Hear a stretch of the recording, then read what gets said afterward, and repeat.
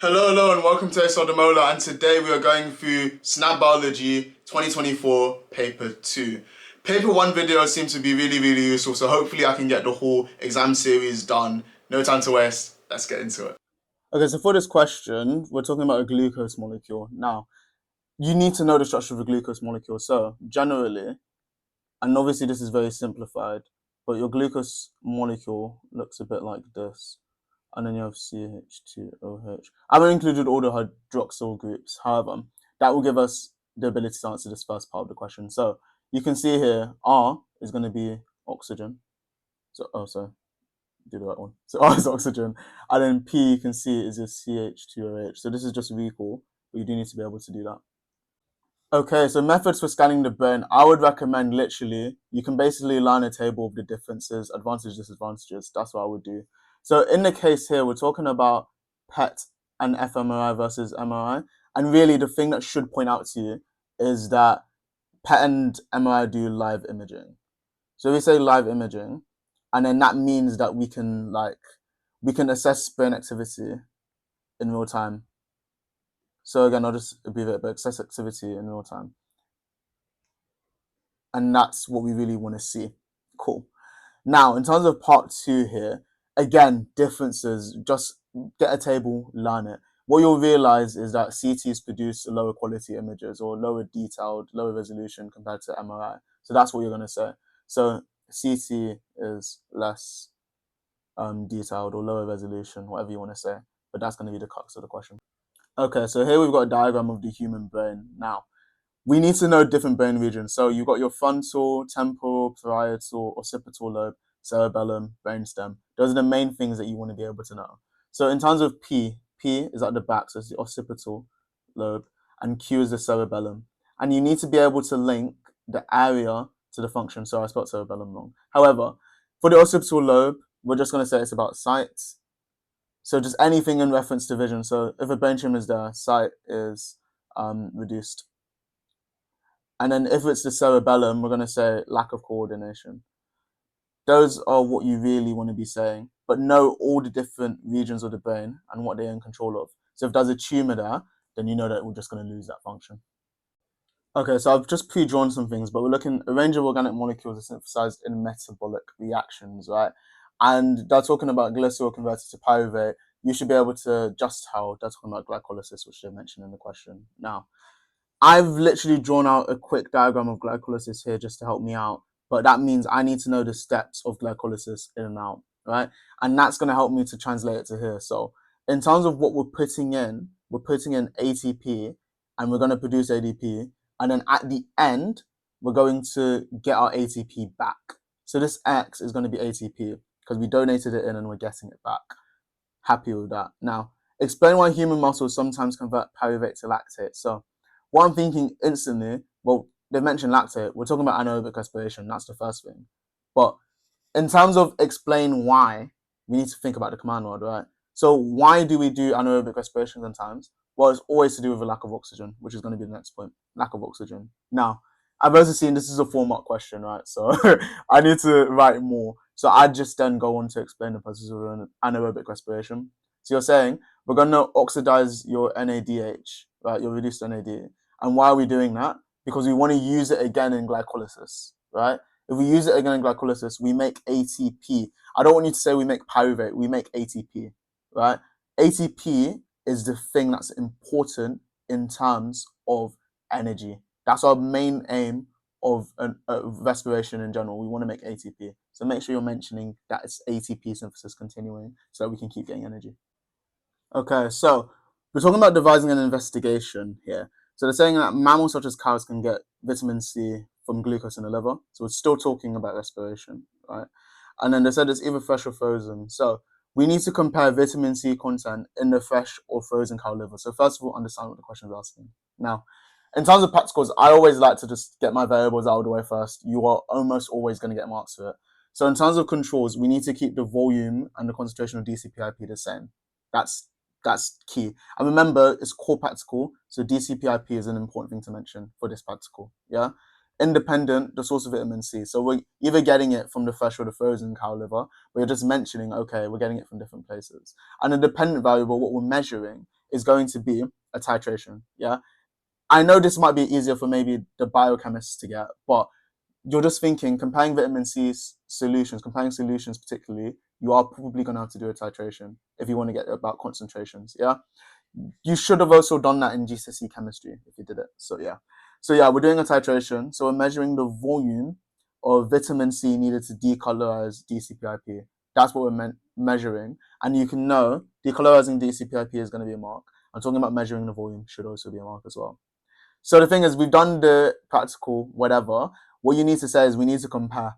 That's very key for this. So, like I said, we are comparing. So make sure you're doing that. So you compare vitamin C needed to decolorize between the two groups, and then repeat calculate mean. I always love throwing that in. Didn't get you a mark in this mark scheme, but normally it will. So I'll just say do it anyway. And then also, just again, in terms of titrations, normally you need to compare against the standard. So again, maybe a bit easier for chemists to get, but that's kind of an additional point at the end. So that last bit about comparing against the standard, if you can get that, fantastic. But I think everyone should be able to kind of do the first four, and that would get you your full marks. Hope that makes sense. Okay, so you have a bit of information here. They said there was an accident at a nuclear power plant station in Spain, radiation leak, carbon dioxide is released. Okay. Now, the key part of this question really is that they're saying that there's rapid breathing and an increased heart rate. So I'm already thinking sympathetic nervous system. That's what they want me to talk about. So in terms of explaining about carbon dioxide poisoning and rapid breathing, okay, I know I'm talking about the sympathetic nervous system, but let's quickly address the elephant in the room, the carbon dioxide poisoning. So more carbon dioxide in the blood. Well, you could mention that about increased carbon dioxide in the blood. You can also mention about reduction in the blood pH. So that's the first thing I'm saying. Blood pH is going down. Now, that's detected by, and be so specific that the examiner can't even say that you don't know it. Chemoreceptors detect that the blood pH is low. Where are the chemoreceptors? Aortic arch and coated bodies. I just find that sometimes you're getting an additional mark for just mentioning where they are. So I would always do it. Cool. Now, we've had the chemoreceptors. We need to follow the logical steps. So you know that it's going from receptor to the sensory neuron to the brain stem or to the brain CNS, whatever. Then it's going to go motor neuron to effector. Yeah, so you're just describing that whole process, being really specific. So I find in SNAB they prefer action potentials to impulses, I think, but I ever get to see them up. So action potentials along sensory neurons to the medulla oblongata. See how I'm mentioning specific places and specific things that it's traveling through. Yeah. Activates the respiratory center. Cool. So more action potentials are going to be sent along the motor neurons to, again, so specific. I've mentioned what the effector is, diaphragm and intercostal muscles. Now, you can say muscles involved in breathing, that's in the mark scheme, but if you really want to impress the examiner, mention them. So diaphragm and intercostal muscles, cool.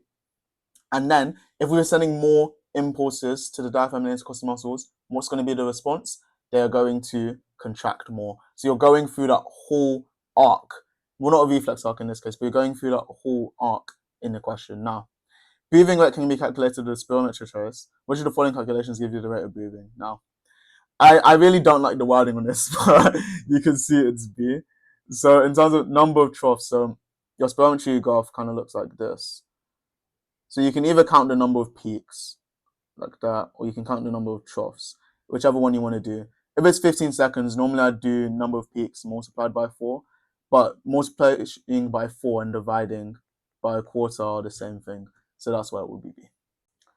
Okay, ECG. So really in an ECG, just know, you need to know like very key landmarks in terms of your ECG. So I'm just going to quickly draw one out now.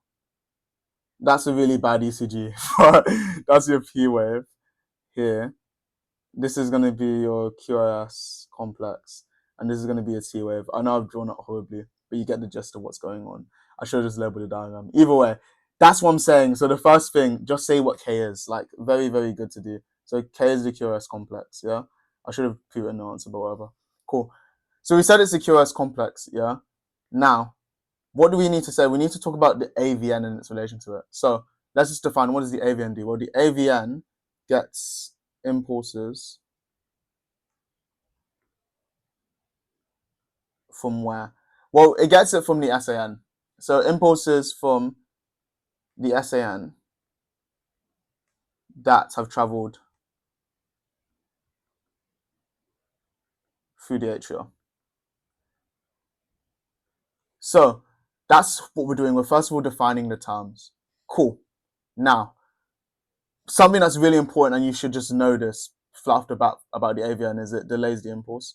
So it delays impulses. And why does it do that is very important. So it delays impulses so the ventricles can fill. Or not really so the ventricles can fill, so atria can empty is better. That's better. Yeah, so it allows your atria to empty completely, I would say. Okay? And then we're just going to say, okay, we've delayed the impulse, we've let the atria empty completely. And then let's just quickly talk a bit about where it goes next, right? So, and then it passes impulses to the bundle of His. So you're just being specific. So really describe the whole journey, I think, is really the key thing about here. And then what we're saying as well, okay, radiation leaks, mutations and embryos. So a quick question about your whole kind of genetic screening, everything like that. So CVS versus amniocentesis, again, just literally like get a table, learn the differences. I think that's the best way to do it. But really with CVS, what you're thinking, okay, you can do CVS earlier. So CVS, you don't need to wait for the amniotic fluids to kind of build. You can just do it earlier. And then you also means you can get the results sooner, right? If you did it earlier. So you can get the results sooner because you did it earlier. If you were thinking, okay, maybe advantage of amniocentesis over CVS, you talk about like lower risk of miscarriage. So literally, you'll find a table online, just kind of learn through that. Okay, so they have to test you on some maths and biology. So that's what we've got here. They said each body cell has 6 billion base pairs, and the mutation rate is 2.5 times 10 to the minus 8 mutations per base pair each cycle. So literally, we can just do a simple maths equation in terms of how many mutations can happen per body cell in one cycle. Literally, you're just tying the two together and you get 150. Hope that calculation isn't too confusing. And then the next one, let's see here. Interesting question. So they said some mutations have a phenotype. Yes. DNA template involves synthesis of mRNA. We know this. And then they've given us the anticodons in tRNA for the first 4. So, okay. So determine why the sequence of bases in the anticodons is 83% the same as the DNA template strand. So what we know is that with the DNA template strand, when we go from DNA to mRNA, it's obviously complementary. So when we go from mRNA to tRNA, it's going to then be the same as the DNA template strand. Cool. So then we have to ask the question, DNA versus RNA, what's the difference? Well, it's going to be about uracil instead of thymine. Yeah? And that's the issue what's getting at. 83% is such like oddly specific. So it's 10 over 12 is 83%.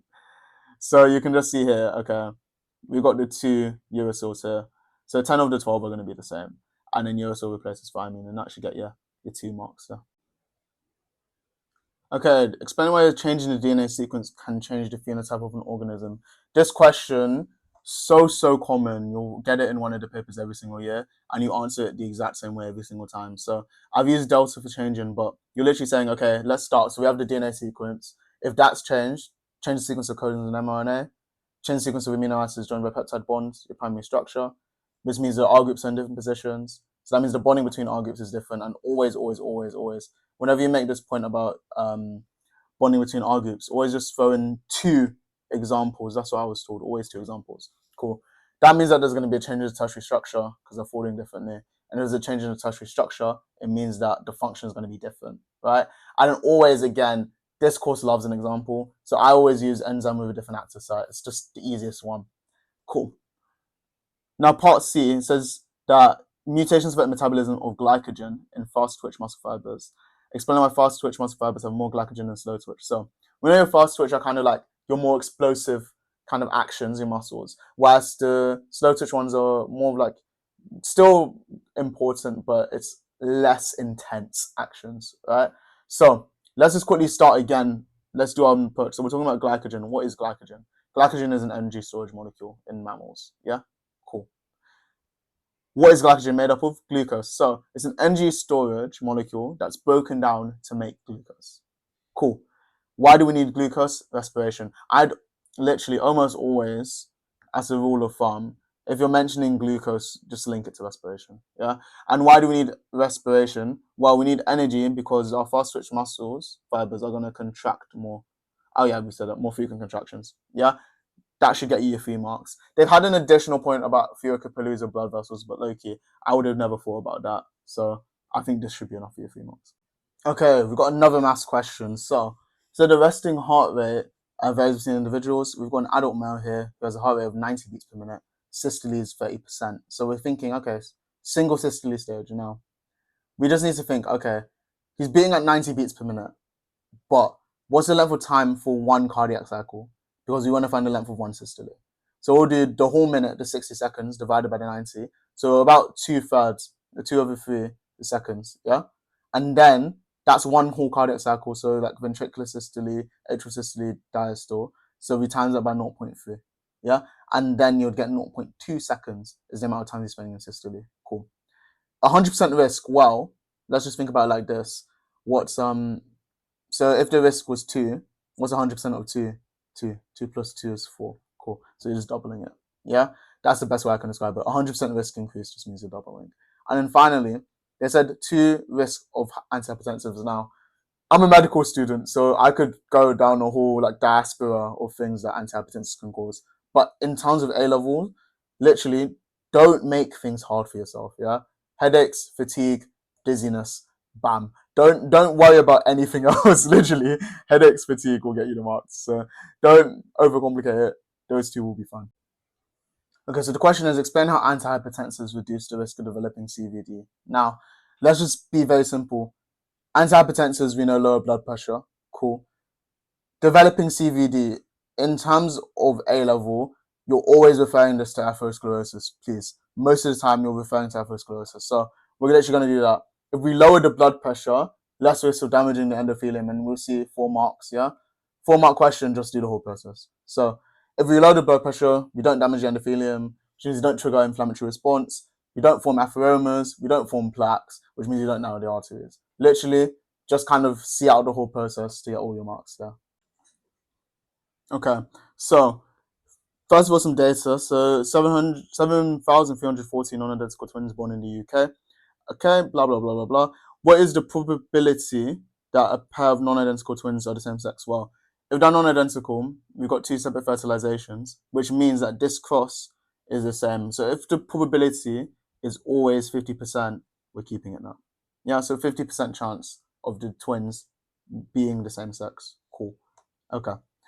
Now, sperm cell adapters for fertilization. I've drawn like an awful sperm cell there, but we see the key thing. So acrosome is here, haploid nucleus is here, streamlined shape, mitochondria here, flagellum here. Literally, just pick out some of them and talk about it. I just say talk about the organ, talk about the like little things inside the organelles. So yeah, acrosome. But again, you're explaining how. So you need to mention it and then say why it's beneficial. So acrosome releases digestive enzymes digesting the zona pellucida to make a pathway for sperm. Cool. I would have added that bit on the end. Mitochondria, ATP synthesis for energy for movement. Flagellum allows movement through fluid towards the egg. Haplonucleus produces the diploid number at fertilization when it fuses with the egg cell. So you're being really, really descriptive, but be able to envision this in your head. If you have to draw it on an exam, draw it. But the main thing is explaining how. So you have to say the adaptation and then why it's beneficial. Okay, we've got some difficult wording here, but we're talking about zygotes, right? And totipotency versus pluripotency. Now, I'd always start definitions, right? Whenever I have a question like this, especially like describe, yeah, definitions, perfect. So I define totipotency, can divide and differentiate into all cell types. Pluripotency can divide and differentiate into all cell types except your extra embryonic cells, such as the placenta. Now, that would definitely get me 2 marks. If I want to get the third, I need to just add an additional point. So I'll think, okay, my totipotent cells, well, all of the genes are active. Yeah, all genes are active, they can make whole organisms. Whereas pluripotent, some genes are inactive, they can't make a whole organism. That would get me my additional 3rd point. Now about stem cells and stem cells divided mitosis, the role of centromeres. Very specific, but okay. So I'm thinking, okay, sister chromatids join at the centromere. That's what it is. So they join sister chromatids together. I'm happy. What else can we say? Because it's a 3-mark question, so we need to talk more. So I'm thinking, okay, when I'm thinking about like metaphase, obviously we have these guys in the middle, but we also got our spindle fibers coming from both sides attached to it. A bit of a lazy diagram, but you get what I mean. So spindle fibers attached to it during metaphase. Let's be specific, during metaphase. Because if we're talking about mitosis, I'm going to want to talk about our different stages in PMAT. So I'll say during metaphase, and then I'll also say, okay, well, that's not the end of the journey, right? They break apart during anaphase to separate your sister chromatids as to go to opposite poles. So I'd be mentioning all of that. Okay, so it says human retina has rod cells and 3 types of color-sensitive cells, which is talking about the cones. Cool. So the diagram is showing a typical human retina, and it says, why is the retina described as a tissue? So literally, again, we're stating, so we don't need to go into too much detail, but tissue, what's the definition of a tissue? A group of similar cells that are performing a specific function, yeah? So I'd literally just kind of go by that. It's a group of similar cells, and then I'm just saying that aiding site or the helping UC or whatever, that should be enough for the 2 marks. Now, next thing is that they have this genetic condition. I don't really care about this, to be honest. But they're saying in the condition, the speed of rhodopsin formation in rod cells is reduced after exposure to bright light. So don't worry about what the condition is called. Worry about this bit where they're telling you what's happening, because that's where they're going to expect you to show off your knowledge. Now, describe the process of rhodopsin formation in rod cells. Well, I know that definitely. Okay. When the lights are on, my retinal, first of all, it isomerizes from all trans retinal to 11 cis, and then from 11 cis to all trans, and then also it detaches from opsin. So definitely those 2 things are going to be reverted, and we know it's called the dark adaptation. So dark adaptation, and we're saying that retinal isomerizes from all trans back into 11 cis, and then also retinal joins back to opsin. So those are the 2 things that are happening. If you don't know about like all trans 11 cis, don't worry, but trans retinal and cis retinal are important. If you can say the all and 11, good for you. But it impresses examiners, but the main thing is trans retinal cis. Okay, so you've got some pedigree charts, and you say explain which one shows inheritance is well, and shows it said yeah, okay. So I know I got it from somewhere. We're told that it's inherited as a recessive condition, and it's saying which pedigree shows inheritance. So recessive condition, there's a telltale sign on a pedigree chart, which is that unaffected parents have an affected child. So you can see here, these are 2 unaffected parents. These are also 2 unaffected parents. But these ones, all of their children are unaffected. So if we do it in red, all of our children are unaffected. It's just the spouse that comes in that's affected. Whereas here, we have an affected child here. So we'll say pedigree too, and it's because unaffected parents have an affected child. Cool.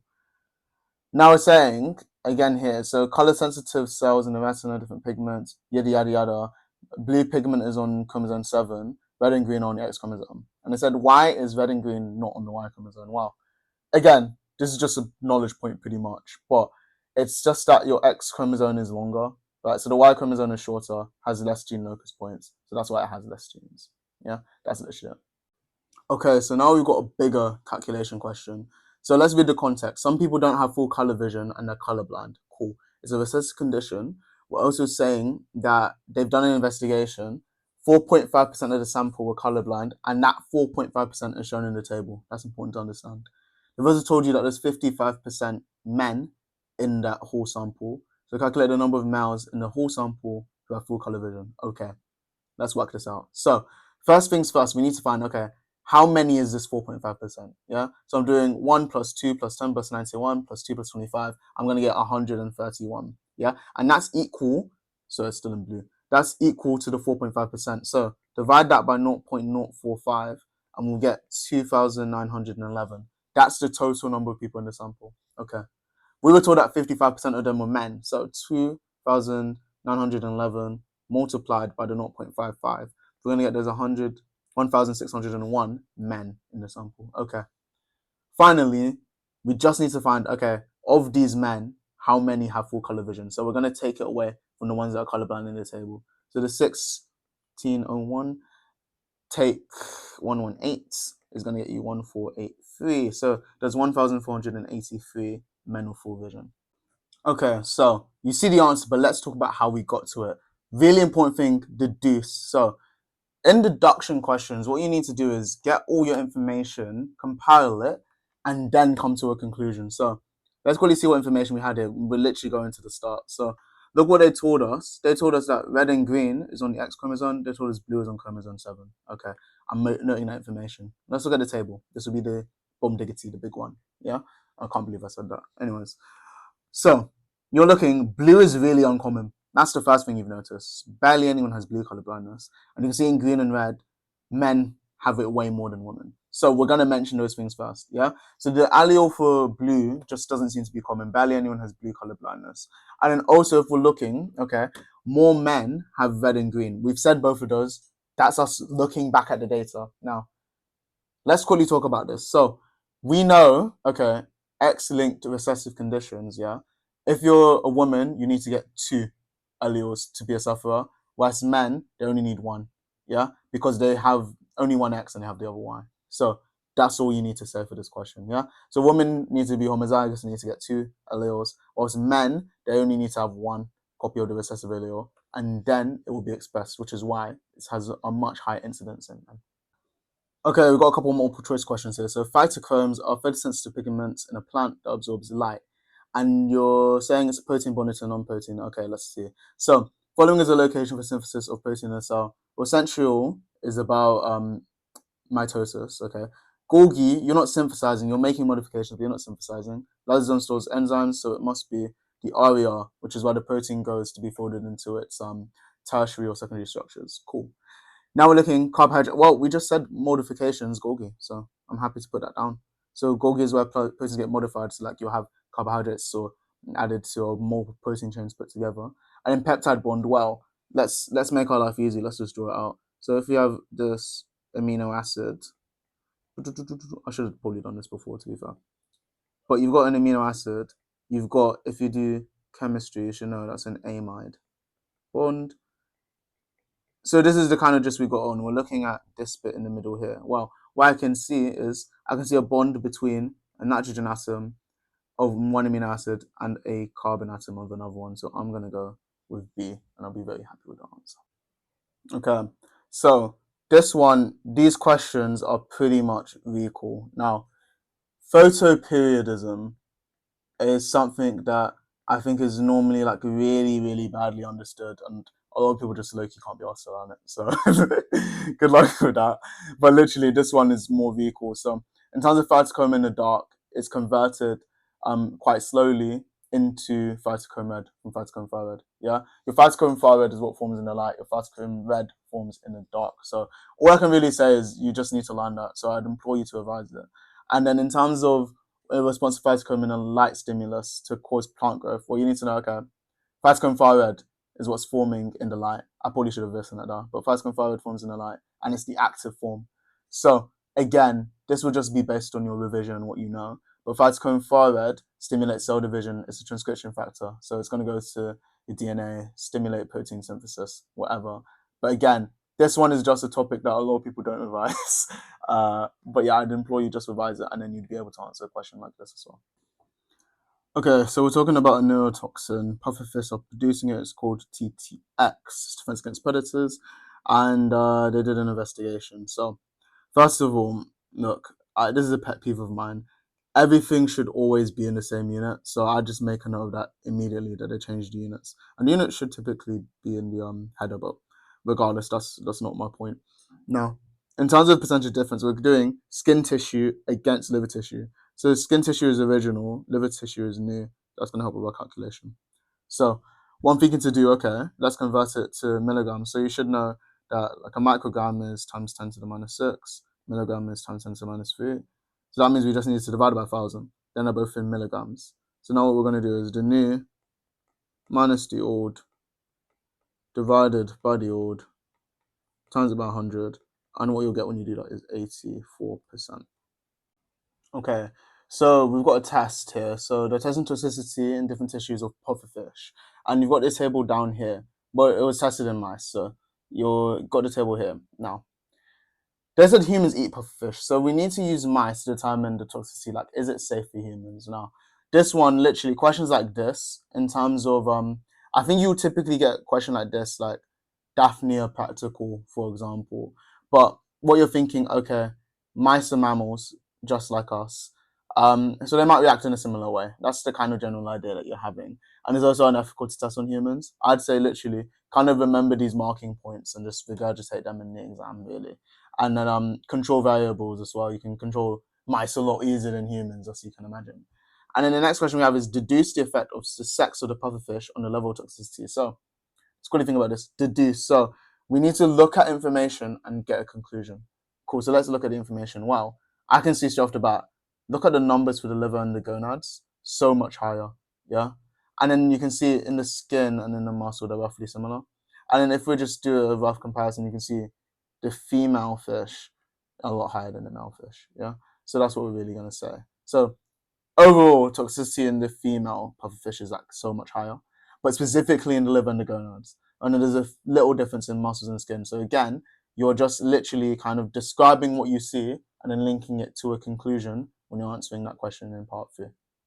Okay, so straight about, I'm going to say for the 6 marker, I'm not actually going to write anything, but we are going to talk about what kind of things you need to do for this question, just because I feel like the writing will just get distracting, but we need to focus on the principles. So let's think about this. So we are doing a discuss question, right? So what does that mean? We need to identify what the actual like issue is at stake, right? We identify the kind of situation, then we want to explore it, and then we want to come to a reasoning or an argument for it. So let's quickly just think about what we're talking about. We're saying, okay, let's underline some things. We're saying that we want to use neurotoxins as painkillers, okay, or treatments for uncontrolled muscle movement. That's the thing that we're looking at. That's what we're obsessed with, pretty much. So let's just think about it. Okay, what's going on in terms of the things that we have, right? We've got 2 things, conotoxin and TTX. So let's just think about what they do. Conotoxin inhibits calcium ion movement. Cool. Think about it. If we inhibit calcium ion movement across the cell surface membrane, what are we inhibiting? Exocytosis. Yeah, we're inhibiting that whole process where it goes to causes synaptic vesicle to fuse with the membrane. Yeah. So we want to talk about that in terms of the physiology behind it. Cool. When we've done that, we need to think, okay, wait. So in terms of what we're discussing, because we always have to link it back to that, is that going to help us with painkillers or uncontrolled muscle movement? Well, I'm thinking like neuromuscular junctions kind of thing. So if we don't get this impulses from the calcium across, then that means that we are going to impair muscle movement. So I would link that to that. Cool. There's also an argument that if you can't link synapses, you also won't get the pain. So you can say that as well. But really, TTX, we're thinking, okay, sodium ion movement, that's really important in terms of depolarization for action potentials. So I'm going to talk about that process as well. So I've talked about that. I'm saying that you're getting less impulses to the synapse, in fact, hence painkiller, because we're not going to be triggering action potentials. Yeah? Cool. That's kind of things where I've taken physiology, I've linked it to the question. Now, what also we have to do is we're discussing, so we need to kind of think about all elements. So we talked about the physiology aspect.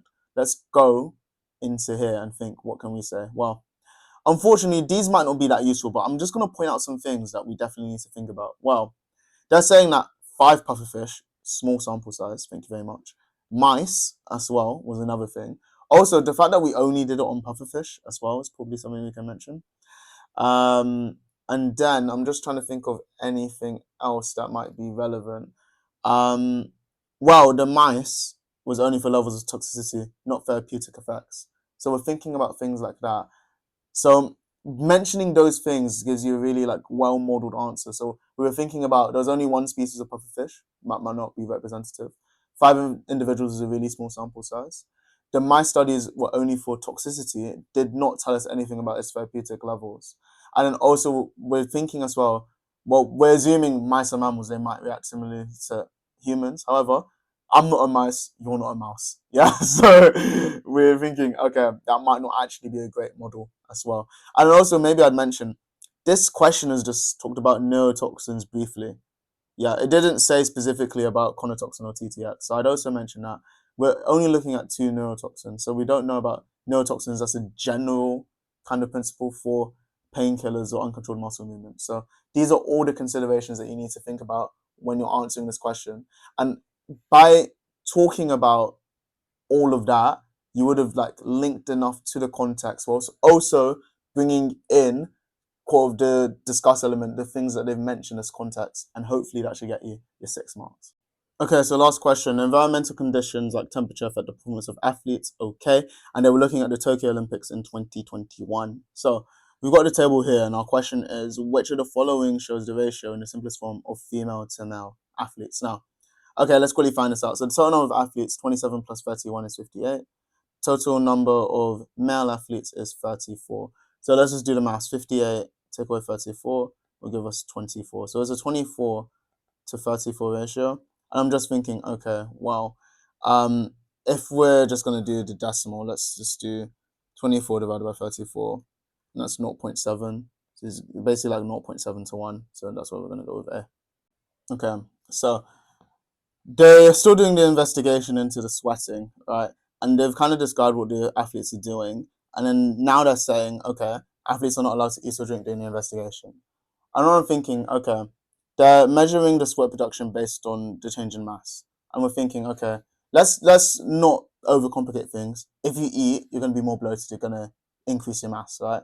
And these athletes might be eating a different amount. So I'm thinking, okay, eating is going to increase their mass. That's the first thing I'm saying. Now, if that mass is going to increase based on the amount they've eaten, that means that we're going to, obviously masses are bigger, so sweat production is going to be less, or the estimated sweat production is going to be less.